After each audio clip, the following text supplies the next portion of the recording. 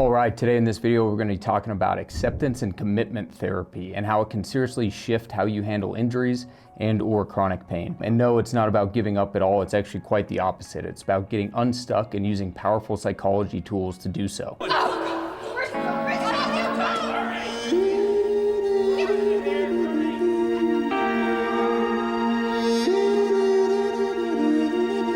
So in this video, we'll help you understand what ACT is and how acceptance and commitment therapy can help you. So what is ACT? And in short, it's a type of psychological therapy that helps people accept what they cannot control and commit to actions that align with their values. It's about accepting what's out of your control and out of your hands and taking action towards what really matters to you. So as Eckhart Tolle says, suffering really comes from resisting what is. And it's not necessarily our problems that are the direct cause of our suffering, but rather our resistance to those problems. We often create suffering by clinging to desired outcomes or wanting things to be different. And acceptance isn't about passive resignation by any means, but rather a mindful and deliberate choice to really embrace the present moment. And so this really involves acknowledging our feelings and thoughts without being judgmental and to really allow them to be and to be present without the resistance. So as the saying goes, if you resist those thoughts, they will persist. So really the eventual goal of acceptance and commitment therapy is really to try and get you to stop fighting and resisting the pain.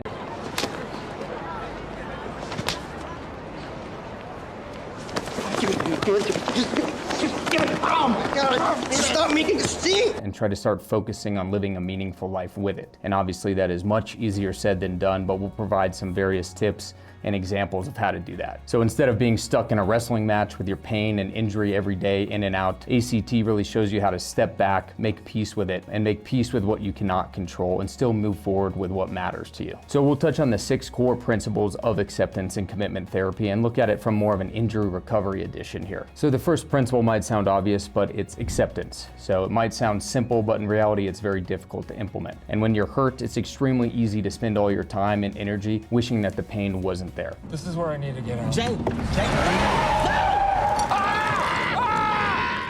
So acceptance doesn't mean that you like the pain by any means. It just means that you stop fighting against it and you really try to make space for it in your life so that it doesn't ruin every day and overwhelm you. Having spent 10 plus years fighting chronic low back pain, injections, endless medical interventions, it can really become extremely overwhelming. So it's really worth giving it a shot. And the second major principle of ACT is cognitive diffusion. So this really involves changing the way we relate to our thoughts. So our minds really tend to amplify issues, and cognitive diffusion is about separating ourselves from those thoughts, especially the ones that are dramatic or extremely exaggerated or overreacting. And as an example of an exaggerated thought is something like, I'll never heal. You recognize that that's just a thought. It's not the ultimate truth. It's not fact. Look it up. I didn't know that. That's what I've learned. And as they say, 85% of our thoughts never actually happen. And as Mark Twain says, I've had a lot of worries in my life, most of which have never happened. And this is really a timeless reminder that our minds often stress about things that never actually come to pass. And the human ability to really observe our own mind and observe our own thoughts from a detached point of view is extremely powerful. And the third major principle of ACT is being present. Pain really likes to pull you back into the past. I did rock in high school football.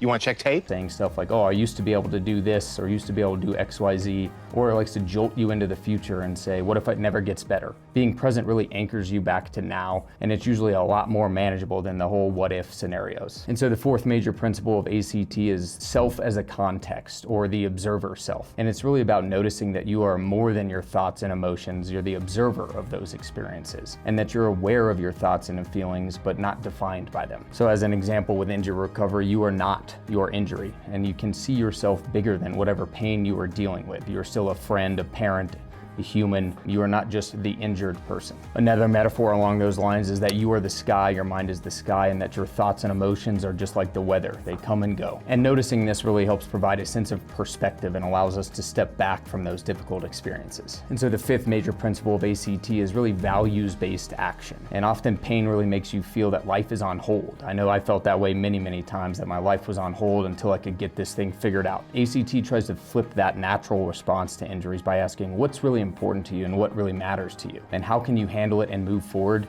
even with the pain. And number 6, and the last major principle of ACT, is committed action. So it's one thing to know your values, but it's entirely different to try and live those values. Obviously much easier said than done. So committed action is really about taking small steps every day towards the life you want to live, even if it's messy and even if it's really uncomfortable. What are you doing, man? It's called capoeira. It's a Brazilian martial art. But don't be fooled by its beauty and grace. It's actually quite deadly. Base up!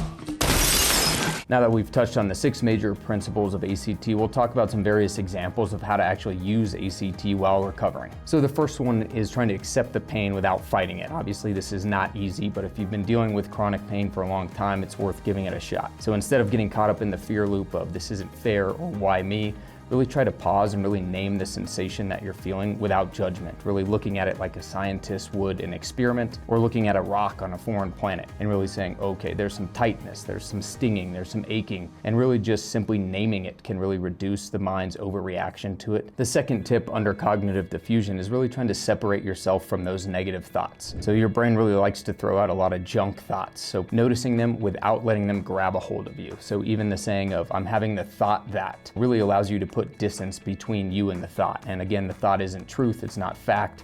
It's just simply that, it's a thought. And the third tip is trying to remain present. So I'm sure you're tired of hearing about mindfulness these days, but it's really a powerful tool in trying to come back into the present moment. And mindfulness isn't about really just zoning out, it's quite the opposite. It's about tuning in and zoning in. It's really something as simple as a quick breathing exercise, whether that's box breathing, inhale for 4, hold for 4 seconds, and exhale for 4 seconds, or other similar breathing exercises can be a form of mindfulness and really take you out of that fear loop and bring you back into the present moment.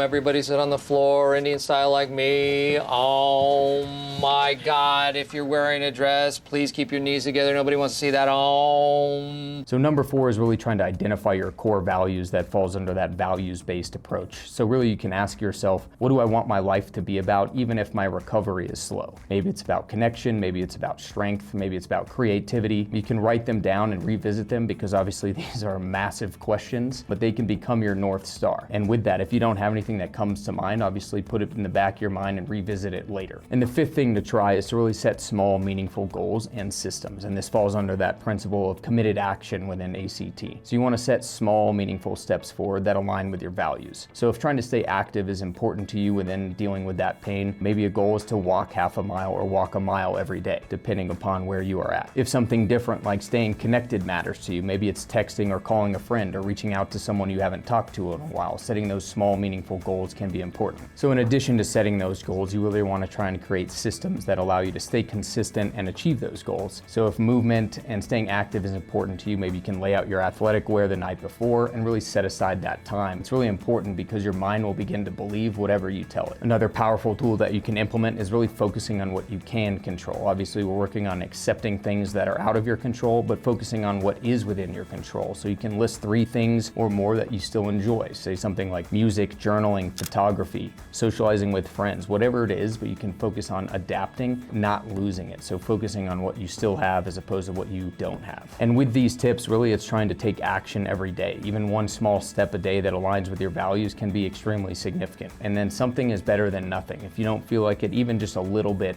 of work towards those goals to keep moving forward is ideal. So really movement forward matters more than perfection. So really try to keep pressing. And again, as we touched on with reframing how you talk to pain, really practice self-compassion, because recovery is hard. So you want to talk to yourself like you would a friend. I'm doing the best that I can with what I have today, and really not try to put too much pressure on yourself throughout the whole journey. You're probably talking to yourself in a mirror. And the last tip under that is really to try and seek support when needed. So this can be from support groups in your local community, from rec centers, athletic centers, can even be from online forums like the Bounce Back app or other similar forums, Reddit, Facebook groups, really leaning on people when you're in need, because most people are very willing to help and they just don't know how unless you ask. So you don't really need to white knuckle it alone. Reach out to others in your local community, and if you can't find folks there, some of the online communities can find other people dealing with similar issues and provide some useful insight when you're down and out. And so in summary, really the ultimate goal of ACT is to help people live rich and meaningful lives while accepting the inevitable pain and discomfort that may come along with it. And if you've been dealing with chronic pain or injuries for a number of years, you've probably tried a lot of these strategies, so please throw in the comments anything something that's helped along your journey or new things we could touch on in the future. And if this video was helpful, please consider subscribing, and we'll see you in the next one.